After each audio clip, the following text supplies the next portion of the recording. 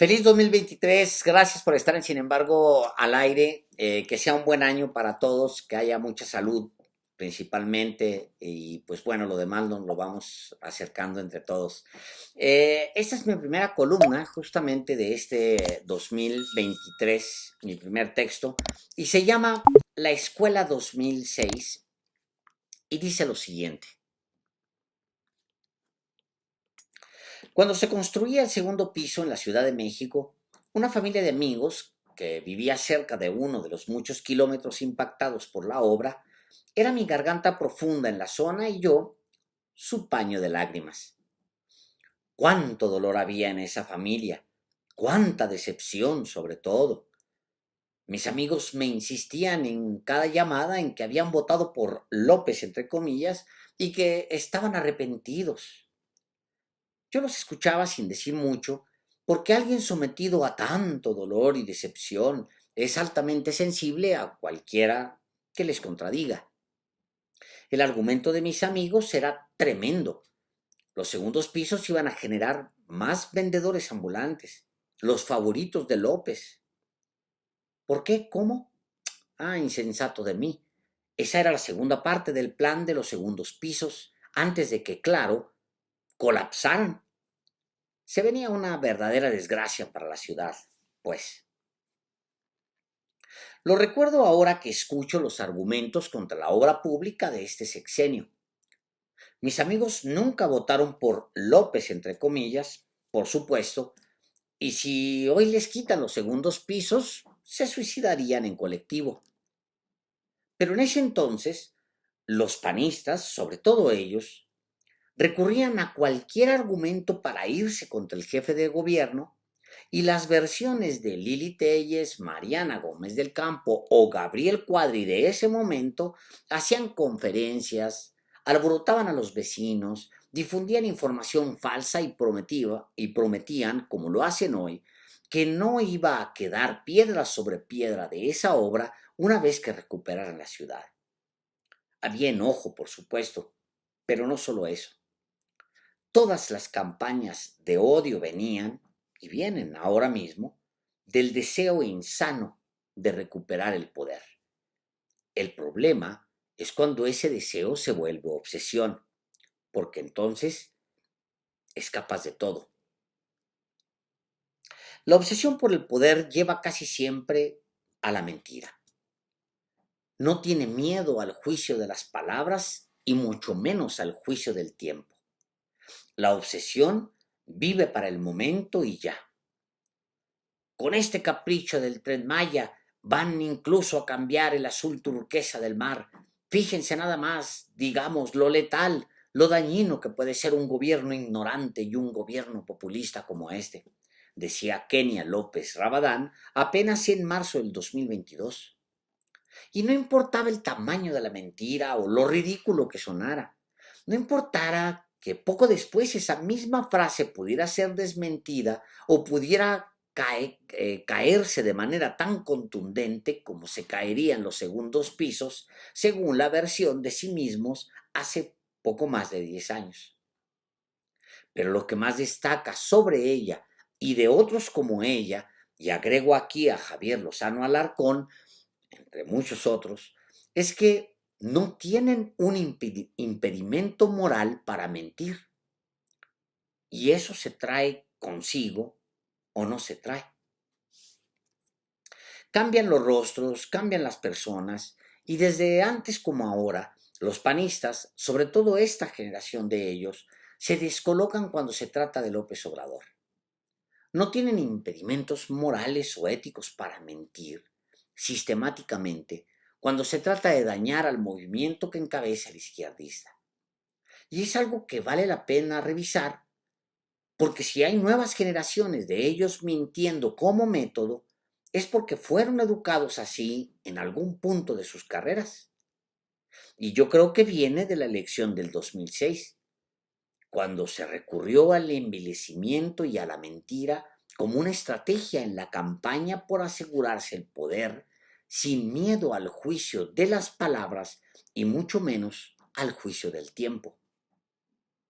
En esos años, como consta para la historia, Felipe Calderón y su cuarto de guerra contrataron expertos internacionales para que asesoraran en el refinamiento de las mentiras.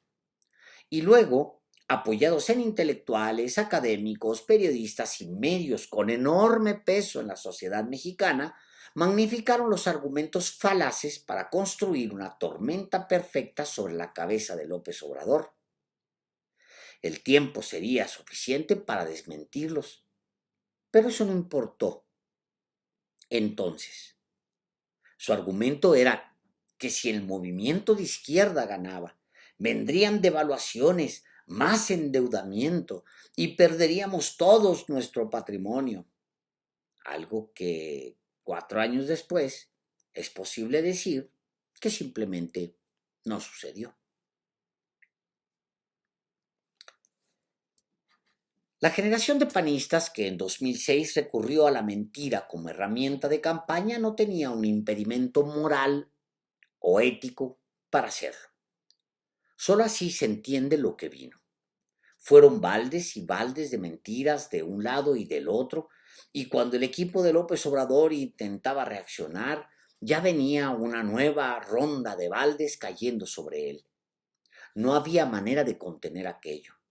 Era casi todos los medios, las élites intelectuales, las élites académicas y bueno, el facilitador era Vicente Fox, que participaba abiertamente en la ofensiva, aunque el cuarto de guerra de Acción Nacional lo dirigía directamente su candidato Calderón Hinojosa.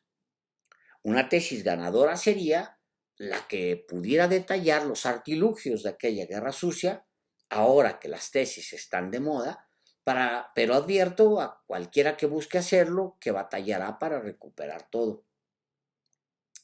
El eufemismo que se utilizó entonces y se sigue usando hasta hoy era el del, entre comillas, fraude patriótico.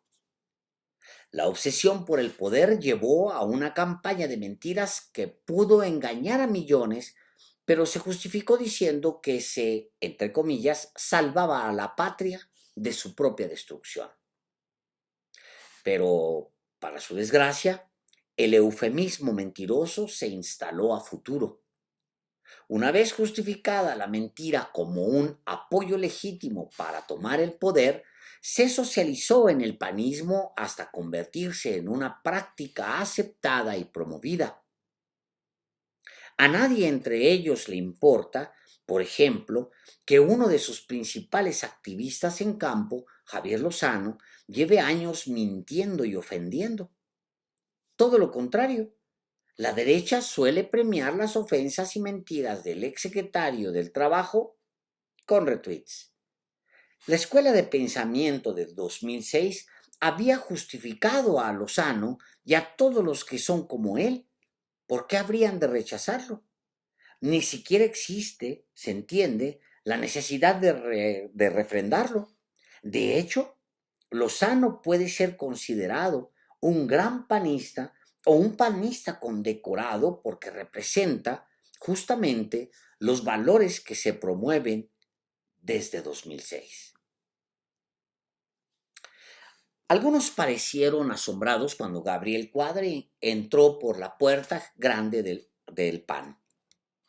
Todo lo contrario, yo siempre lo pensé como un panista descarriado que ha vuelto en las formas a su alma mater. Desde que el Baester Gordillo lo hizo candidato presidencial en 2012, haciéndolo pasar por un ecologista académico y académico responsable, entre comillas, los reporteros lo sorprendieron antes de un mitin haciendo como que se bajaba de un auto viejo, aparentando algo que no era. Allí estaba, en él, la materia de ese nuevo panismo de la escuela de 2006. Lo incorporaron recientemente a las filas de Acción Nacional, pero era un natural desde antes. Solo faltaba formalizarlo. Es hijo de la farsa y la manipulación. Por eso no me extrañó que Lili Telles ascendiera tan pronto dentro de esa misma estructura. Viene de episodios dudosos. Se le acusa tiempo atrás de prestarse a la simulación y a la mentira. Como Cuadri, era parte de la escuela de 2006, pero no se le había asimilado. Solo faltaba que se reconociera y que se le arropara oficialmente para la causa. Aquí vale la pena hacer una acotación. No es que los panistas o los simpatizantes de derechas en general no mintieran antes de 2006 y para mejor ejemplo, Vicente Fox, su mentira más refinada. Pero había un cierto pudor porque la mentira no se había socializado, no se le había encontrado justificación y no se le había reconocido como herramienta útil. La mentira estaba ahí, pero no tenía escuela que le diera forma. Tras el fraude electoral de 1988, después de pactar con Carlos Salinas de Gortari, los panistas intentaron durante años ocultar, por medio de verdades a medias y mentiras completas, que habían traicionado a Cuauhtémoc Cárdenas y a Rosario Ibarra de Piedra. Fue, claro, por ambición al poder. Pero el 22 de enero de 1993, Luis Salche Álvarez se separa de la dirigencia nacional del PAN y se abre en una entrevista y confiesa todo. Dice que se decidió legitimar y apoyar al gobierno de Salinas para no romper el orden constitucional y no causar el caos social en México. Por la patria, pues. Desde entonces, el fraude patriótico es parte del ADN panista. Sin embargo, fue hasta 2006 que el PAN abandonó cualquier contención moral. Se dejó atrás el recato, se abrazó la mentira y se le institucionalizó. Es una de las grandes herencias de Calderón a su partido. Y aunque muchos suelen verlo como un héroe y quisieran que no se recordara más en nuestro tiempo, considero que en él hay muchas explicaciones de lo que se vive en el país hoy y lo que se vive en su partido. El expresidente dejó una huella profunda, pocas veces vista de manera tan contundente en el último siglo, pero también compartió el poder con una generación que lo llora. Les dio posiciones y les extendió cheques como lo hizo Salinas y los hizo cómplices. Y aquí no hablo solo de panistas, hablo de periodistas, intelectuales, académicos que siguen en activo y que son la base más sólida de la resistencia contra la izquierda mexicana. Pero el daño es cuantificable y frente a lo cuantificable hay poco que hacer. Calderón perdió la elección del 2006, aunque no lo aceptó. Luego perdió todo en 2009. Luego perdió la presidencia en 2012. Y así, hasta hoy. Vean en dónde está el PAN, de qué tamaño es la crisis que atraviesa hasta nuestros días. La bandera del no mentir, no robar, no traicionar es en realidad una sola idea: no mentir. Robar es traicionar y ambos son una manera de mentirle al otro. En la mentira es la mentira la que debería ser erradicada para siempre y el postulado del López Obradorismo hará mucho si se concentra en eso. Y veo urgente que Morena, el brazo electoral dentro de la izquierda, retome el postulado de su líder y lo aplique a rajatabla porque la mentira es corrosiva y una vez que se instala por años o décadas.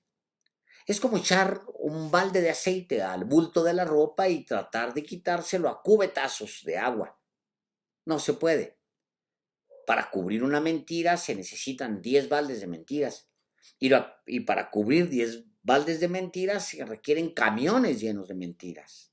Así de simple. Creo que una manera de hacer la diferencia sin meterse en mucho embrollo es ser radical con la mentira. Desterrarla, condenarla, castigarla, exponerla, desmontarla. Si cierta ministra copió una tesis, la copió y punto. No se le justifica, no se miente para encubrirla. Por el contrario, si es víctima de una mentira y si se tienen los datos para probar que se le ataca con una mentira, deben defenderla al grito de guerra. Y es apenas un ejemplo. Esta generación de izquierdistas podría hacer una enorme aportación a la política si decide eso.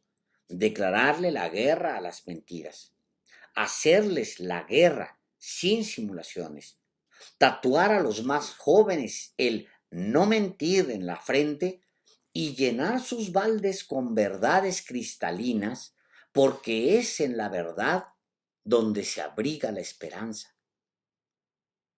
También creo que para que el PAN levante necesitará una campaña moralizadora profunda y desapasionada.